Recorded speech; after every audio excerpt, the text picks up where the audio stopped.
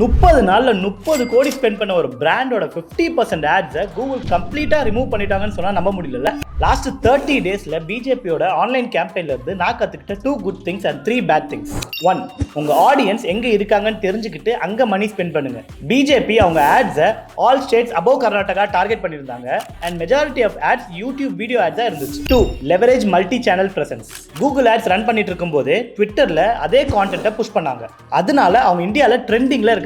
கூகுளுக்கு அவங்க கிட்ட இருந்து என்னதான் ரெவென்யூ வந்தாலுமே கூகுள் அவங்க பாலிசிஸ்ல ஸ்ட்ரிக்ட்டா இருக்காங்க and they removed 50% of BJP's ads. இதுக்கு காரணம் 1, பாலிசி வயலேஷன்.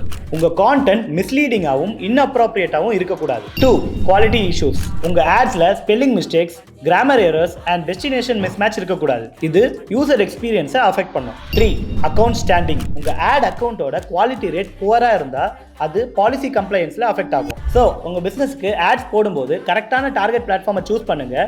குவாலிட்டி கம்ப்ளைண்ட்ஸ் இல்லாம ஆட்ஸ் பிளேஸ் பண்ணுங்க.